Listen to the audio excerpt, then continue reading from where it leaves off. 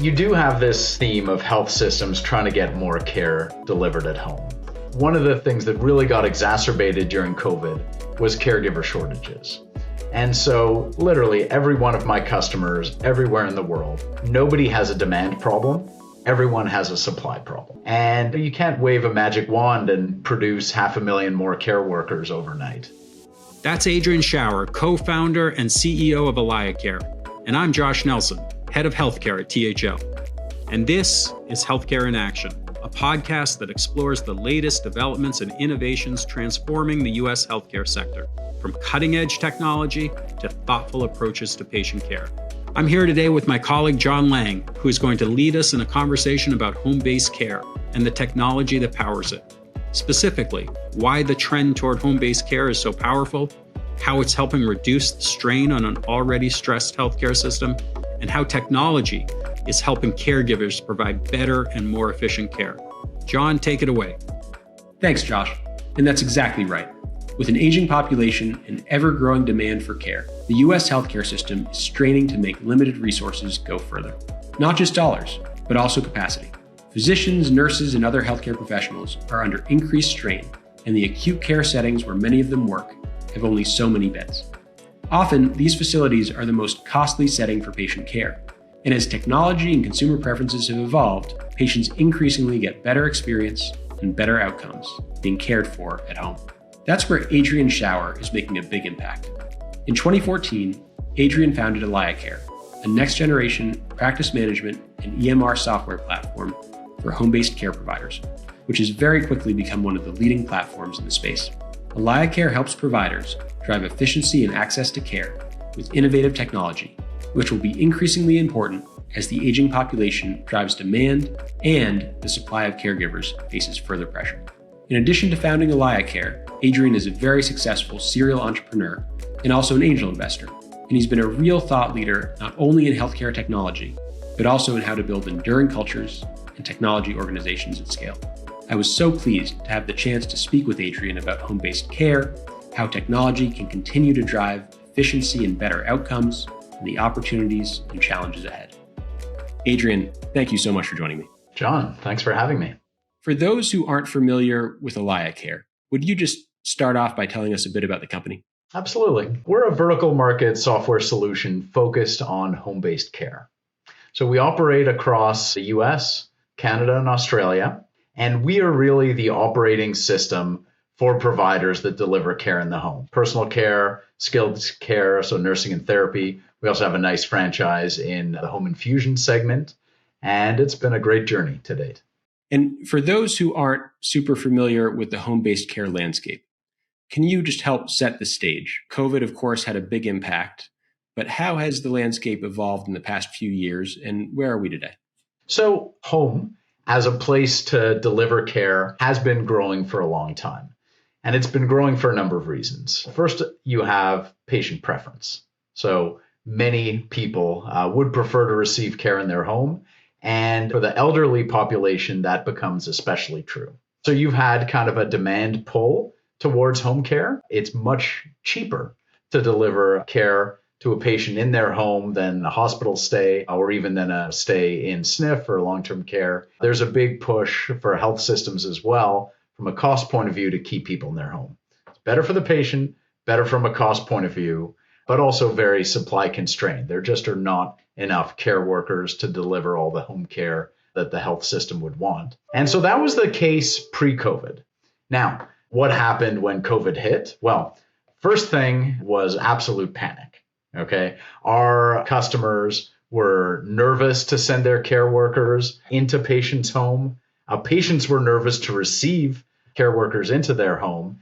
And so you had this immediate, like in some cases, 70% drop in care volumes on the platform, literally from 1 week to the next. But then what we saw is a real V-shaped recovery. And again, here, this is measured in weeks and maybe months.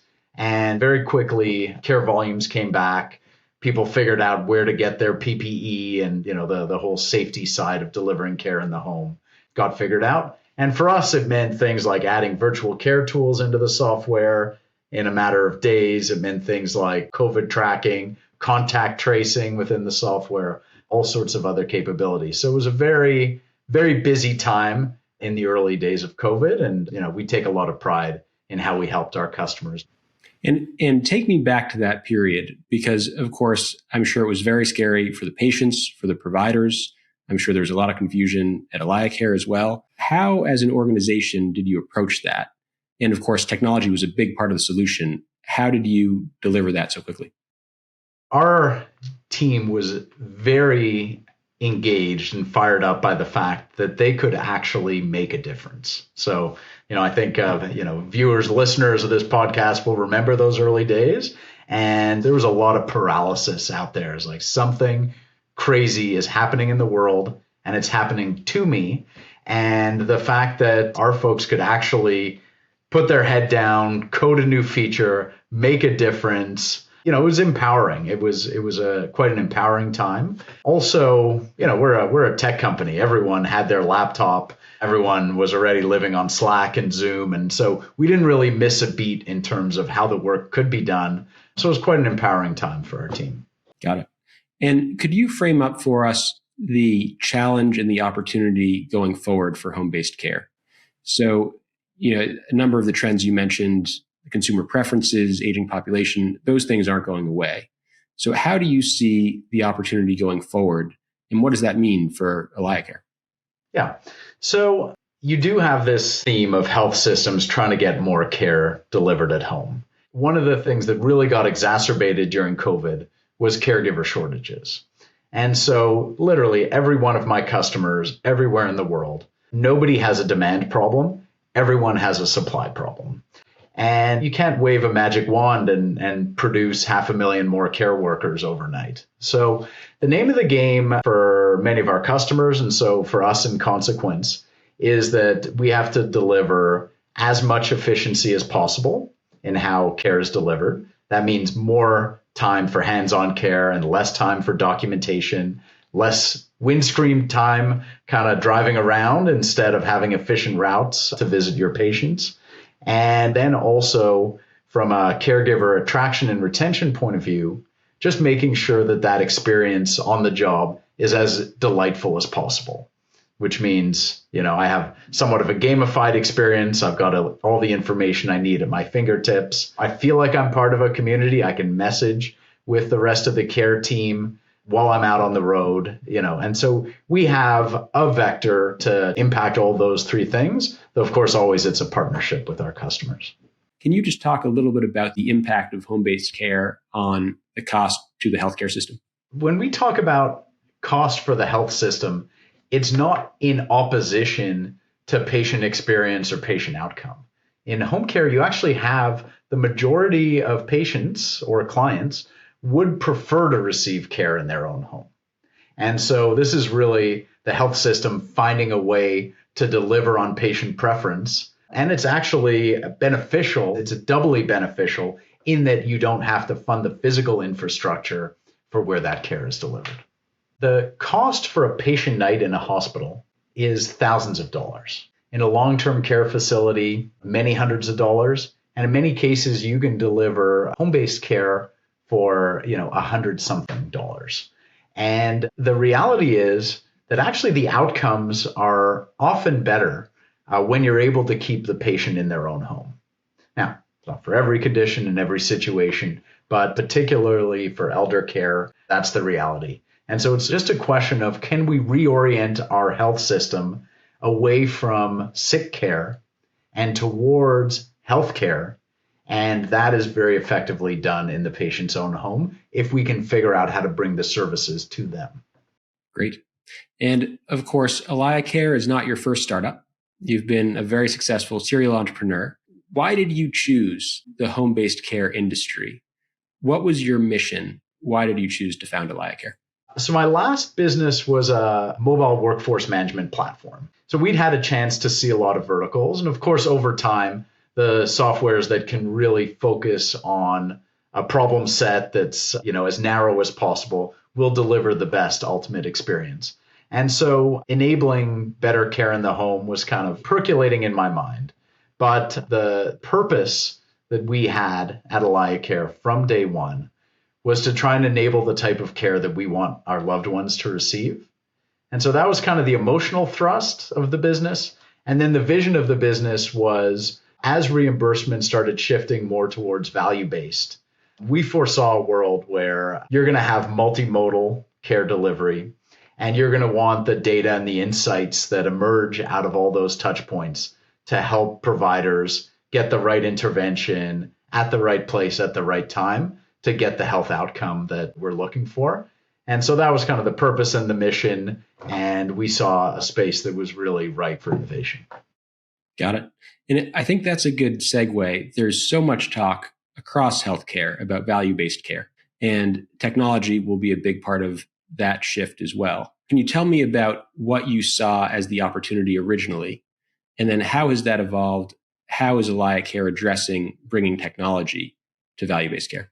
Well, I think we were a little bit too far ahead in our prediction. I think we were directionally accurate. Everyone was talking about it. No one was doing it. Even though we've come a long way in the last decade, it's still actually a very small percentage. That doesn't diminish the opportunity. We have this unbelievable wealth of data. There have been millions and millions of patients that have received care on our platform since inception. And we have visibility into the assessment, the medical history, the demographics of the patient. Then we see the care plan that's developed on the basis of that. We see how effectively that care plan is executed. And then we see the health outcomes. And okay, we don't have a full longitudinal view of the patient, but we know when they've been rehospitalized, we know when they've had a fall, we know when health conditions have deteriorated. And so in this era of AI, to kind of optimize the steps along the journey on the basis of all that data, we had a vision for it, but now really becoming a reality. And it's so interesting, and we see this again across lots of different settings of care and different subsectors within healthcare. The importance of data and how there has been data available for what seems like a long time now, but how can you bring that to bear to improve outcomes, to reduce costs, to improve quality? And so, can you give maybe a couple of examples of how you are using the data, how you are leveraging the data to actually make an impact for the providers and the payers? We use this kind of framing of system of record, system of intelligence, and system of action. And if you can be all three, or at least deliver an integrated experience, you have a real capability to shape how care gets transformed. So I'll give you a specific example. We have what we call the patient risk dashboard. And so the idea is machine learning script runs on that data. And every time a vital is captured, every time a form is completed, every time we get an update to medical history or something like that, a risk score for that patient is recalculated. And so the case managers or nurse supervisors, right, there are different names for these roles at our customers. They might have a caseload of 100, 120 clients that they're responsible for. And that means in any given day, there might be 1,000 narrative notes that come in and thousands of data points. And how do I understand where to focus my attention?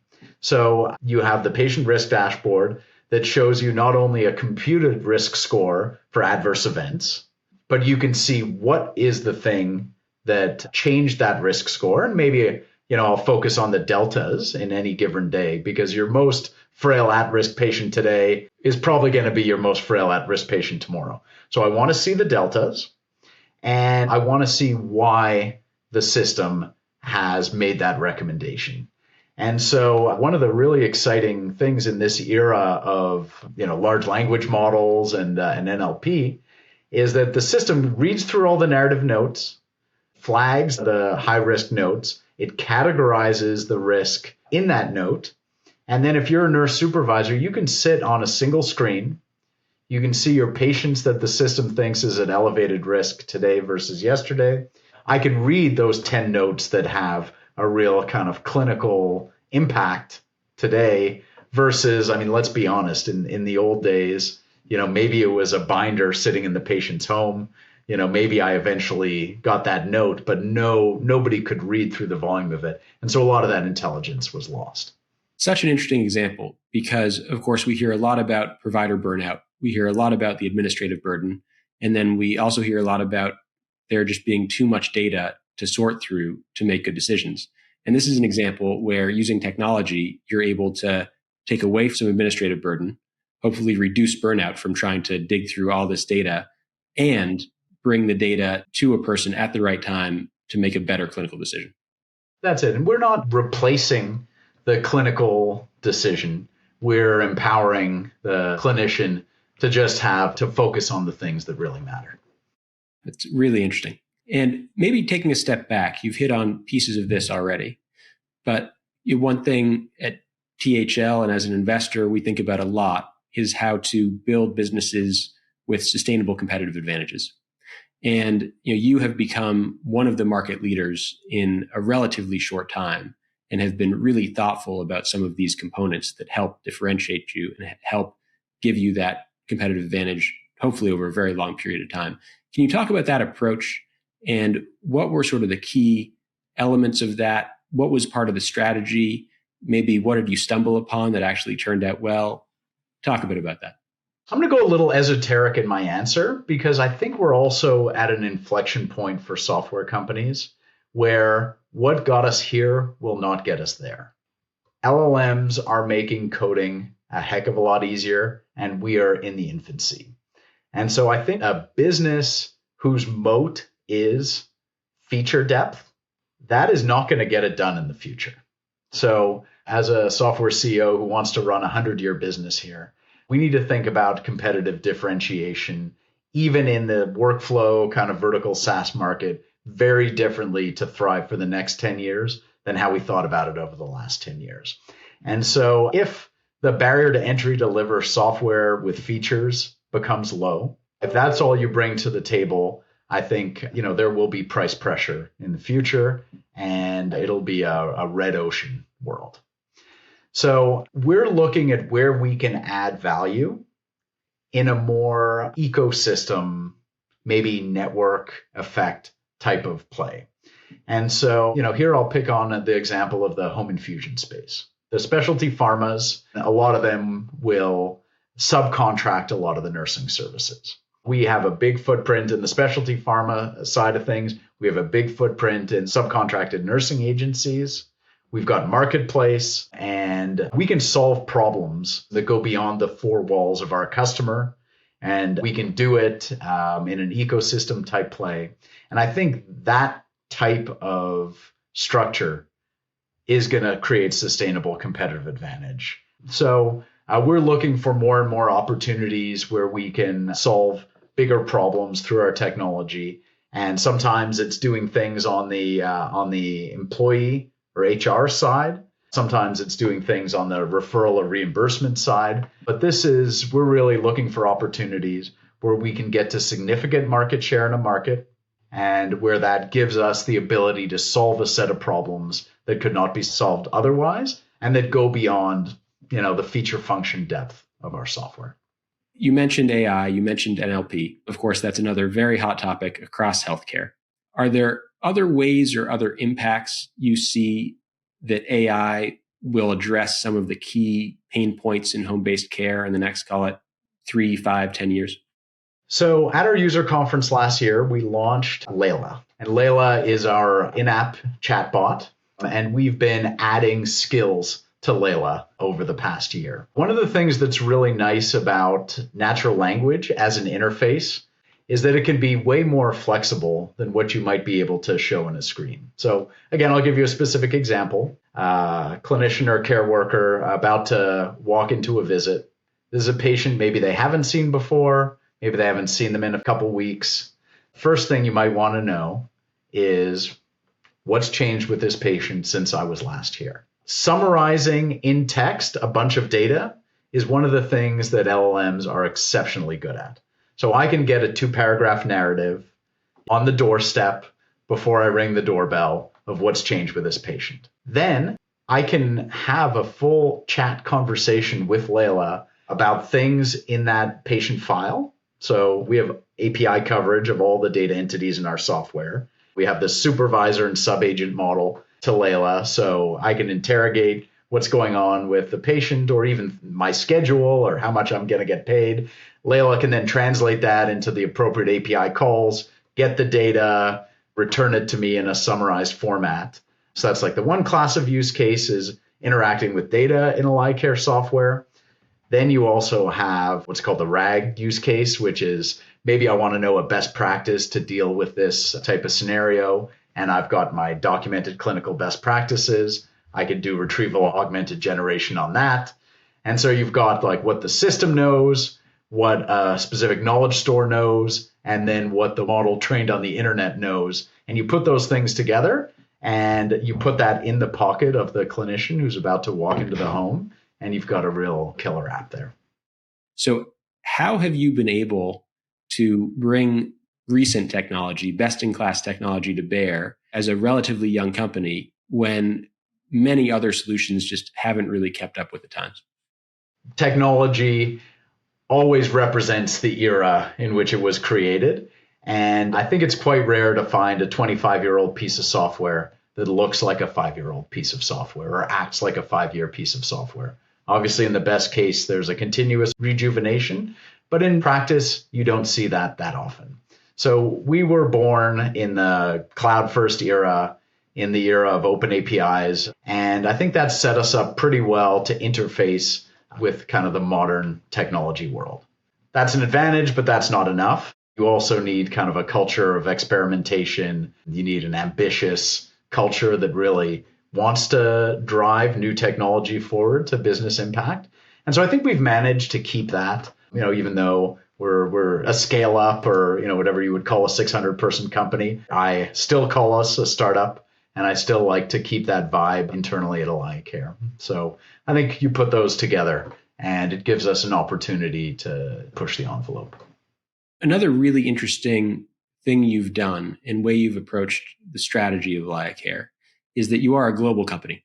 You operate across many different regions and also reimbursement regimes. And in my experience, that has been difficult for software companies to be that applicable across all different regulatory environments and provider types. And so how have you been able to build a company that delivers great software to each of these different segments in a cost-effective way, in a way that really resonates with customers? It has not been easy. I won't sugarcoat it. Building a piece of software that works in one reimbursement regulatory regime is relatively easy. Building one that feels like it was made for New York Medicaid, as much as it was made for home infusion, as much as it was made to serve the disability sector in Australia or the client-directed care space, in New Zealand. Like, this is not an easy challenge. And if you look at the degree of investment we've made in our technology platform, it's been substantial. So we picked a hard challenge, but I think the way the world is going, it's going to be even a better investment than we could have hoped for. Because what you see, and I'll focus on the US market for a second, you see a lot of consolidation that's happening, right? Yeah, there's also a certain private equitization of the space that's happening, which means that a lot of the winners are being assembled through acquisition. And when you build a company through acquisition and you get to scale, you're going to have multiple business lines. You're going to operate in multiple states, not necessarily multiple countries, but being able to run a business like that on a single platform, you're actually going to need a software partner that has thought very deliberately, and maybe done some iterations around what varies from one context to another, and has built engines that can support intake in multiple flavors, assessment to care plan, in multiple modes, can figure out how to handle multiple types of reimbursement, how to get the right clinical documentation back to payers or referral sources. And so even though it's been a hard climb and I still have the dirt under my fingernails to prove it, now that we've really gotten to the other side of being able to support the level of complexity we do on the platform, I think it's a massive differentiator for us in the market. One thing I wanted to ask you, you have such an interesting vantage point looking across lots of different countries and reimbursement regimes. Do you have any takeaways from that perspective, from being able to see each of them individually and all of the data around them, about what sorts of policies influence home-based care, maybe drive more care to the home in a way that patients like or payers like, and maybe some pitfalls, maybe some things some jurisdictions have done wrong and that could learn from other more successful areas? It's not a one-line answer to that question, but there are definitely themes that have emerged, and this segmented a little bit. So I'll talk about maybe a few of the areas. So for long-term supportive services, whether that's with frail elderly or in disability, I'm a big believer in client-directed care models that have the right framework around them. In episodic post-acute care, it's different. There, I think a good value-based regime where you can, do risk sharing with the provider closest to the action is a very good idea, but it is kind of by definition less client-directed and more clinically driven. So value-based on the skilled episodic post-acute care, client-directed on the more long-term supportive services, I think help health systems get some of the best results. And then, of course, each health system is different. As a Canadian, we've got 13 different health systems. Each province manages its care differently. And I don't want to be too controversial, but I think if systems don't figure out how to have some competition in service delivery, they can become sclerotic. And what you hear about wait times and, all the downsides of socialized medicine creep in. In the US system, you have the ability to create incentives, whether that's risk sharing or otherwise, and let 1,000 flowers bloom to respond to those incentives. And so that drives a level of innovation we don't see in some of the Commonwealth single payer markets. So that's a major, major advantage you have in the US. On the flip side, there is a certain magic to universal coverage, because then you can really be allocating resources in a health system where they can have the greatest impact on overall health. So I would say those are the two main trade-offs. And of course, you have been a very successful serial entrepreneur. You've also been an investor. And so for someone coming out of school, maybe college or engineering school or business school, what advice would you give them if they want to become a successful entrepreneur? Number one thing is just do it. So if you have the ambition and you have an idea, do not get stuck in analysis paralysis. Basically, it's a fiction to think no matter how capable you are, you will design the perfect business plan without actually trying to do it. So I'm a big subscriber to the lean startup methodology. I mean, you want to pick the space very deliberately. You want to pick your team very deliberately, but then just do it, because you won't know what's important until you actually try and accomplish something with your team in an area. So I always say, don't get caught up in analysis paralysis. Go out and try and do it. And once you try and sell someone your product, you will very quickly realize the things that are important. And of course, you've also been an active angel investor. And so, you see entrepreneurs from that perspective. What qualities do you look for when you are deciding to invest behind an entrepreneur? I think grit and determination. Obviously, like the earlier stage you're investing, the more important that is, because it's going to be hard. There will be 1,000 times where you feel like you should quit. And 998 of those times, like an actual analysis of the situation would lead to the conclusion that, okay, now it's time to quit. So some flavor of determination, but then also you have to be a little bit of a dreamer and naive in all the right ways, I think is essential. Adrian, thank you so much for joining us today. It's been a pleasure as always, and I look forward to continuing the conversation soon. Thank you, John. Thank you for listening to Healthcare in Action, brought to you by THL. To help Healthcare in Action reach more listeners like you, either share this episode with a colleague, subscribe to the show, or rate and review us on Apple Podcasts. For more information on THL's healthcare franchise, visit thl.com/verticals/healthcare.